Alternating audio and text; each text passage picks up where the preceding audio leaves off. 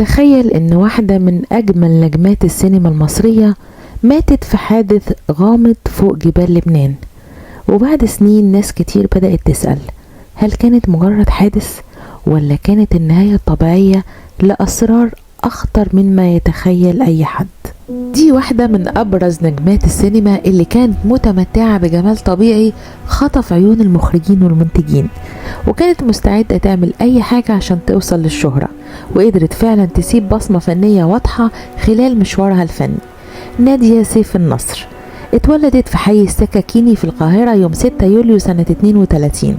كانت بتنتمي لعيلة متوسطة الحال، أبوها كان لبناني وبيشتغل تاجر بين مصر ولبنان، وأمها مصرية وما كانش عندها أي إخوات.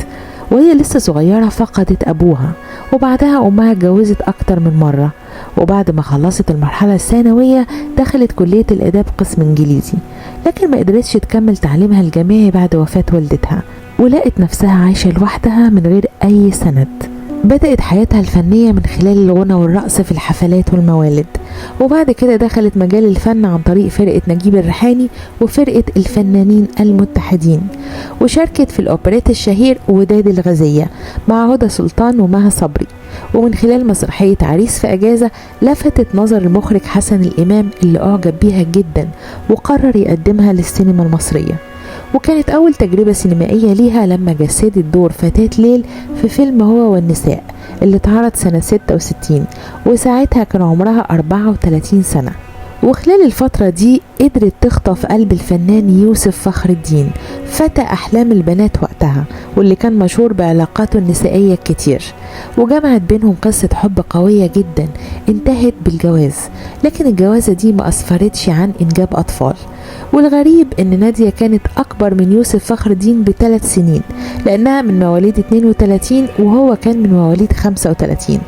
وحكى الفنان حسن يوسف عن قصة ارتباط صديقه الفنان يوسف فخر الدين بنادية سيف النصر، وقال: يوسف كان الوحيد اللي كنا متأكدين انه مش هيتجوز ابدا بسبب علاقاته النسائية كتير، لكن لما ارتبط بنادية غيرته تماما لدرجة انه بقى يرفض يسهر معانا، ولما كنا نهزر معاه ونقول له تعالى ومش هنقول لنادية كان يرد علينا ويقول: انا ما بقتش استمتع بالسهر غير مع نادية، دي بقت كل حياتي، وانا ندمان على الايام اللي ضاعت من عمري قبل ما اشوفها وارتبط بيها.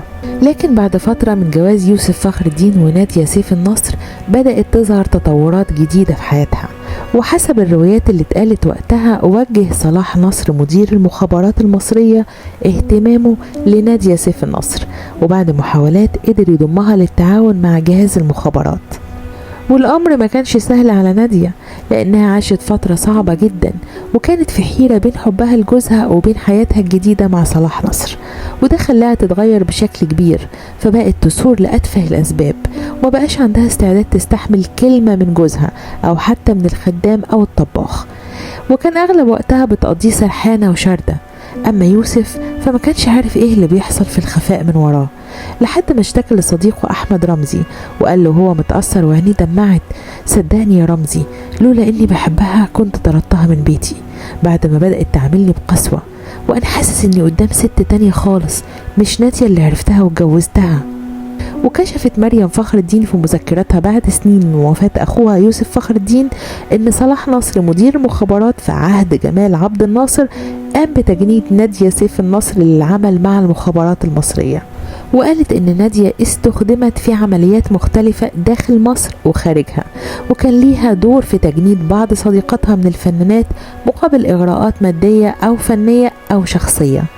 وأكدت مريم إن صلاح نصر لجأ لحيلة وصفتها بالشيطانية، وكان هدفها إنه يفرق بينها وبين جوزها الدكتور الطويل، فاخترع قصة غير صحيحة تماما عشان جوز مريم فخر الدين يتهم بالخيانة مع نادية، لكنها قالت إن الحقيقة ظهرت بعد كده، وإن نادية كانت بالفعل بتتعاون مع صلاح نصر. وأضافت إن صلاح نصر كان ليه دور في مقتل نادية سيف النصر في بيروت. ورحلت نادية سيف النصر عن الدنيا وهي عندها 41 سنة يوم 27 فبراير سنة 74 بعد حادث سيارة غامض في العاصمة اللبنانية بيروت.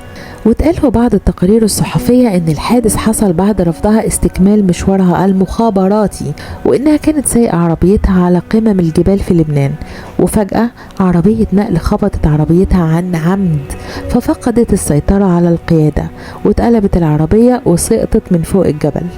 وفاة نادية كانت صدمة كبيرة جدا لجوزها يوسف فخر الدين، دخل في حالة اكتئاب وقرر يبعد عن السينما تماما. وفي نهاية السبعينيات هاجر لليونان واتجوز هناك من سيدة يونانية، واشتغل في الأول موظف استقبال في فندق، وبعدها انتهى به الحال ان يبيع اكسسوارات في محل خاص بزوجته اللي كانت اكبر منه بعدة سنين. وما رجعش مصر غير مرة واحدة بس عشان يطمن على صحة اخته مريم فخر الدين، لحد ما توفى في اليونان يوم 27 ديسمبر سنة 2002. ولم تستطع شقيقته مريم فخر الدين إحضار جثمانه لمصر بسبب تكاليف نقل الجثمان، فسافرت لحضور مراسم الدفن، وبالفعل تم دفنه في مقابر المسيحيين. وطلبت مريم من زوجته إنها تشيل الصليب من فوق التابوت رغم إن ده كان شيء مهم عندهم، لكنها شرحت لهم إنه مسلم. لكن المثير في كل ده ان صلاح نصر نفسه في مذكراته كان بيدافع عن طريقة تجنيد الفنانات، وقال ان كل اجهزة المخابرات في العالم بتستخدم نساء في مهمات خاصة واللي بيطلق عليها في المجال اعمال السيطرة. وقال انه رغم ان بعض المجتمعات بتبص لهؤلاء النساء نظرة سيئة، الا انه شايف انهم قدمنا خدمات كبيرة للبلد، وانهم قدروا يوقعوا اخطر الجواسيس ويحصلوا على معلومات مهمة كانت من الصعب على امهر المحترفين الوصول اليها. ودلوقتي قولي رأيك في كلام صلاح نصر.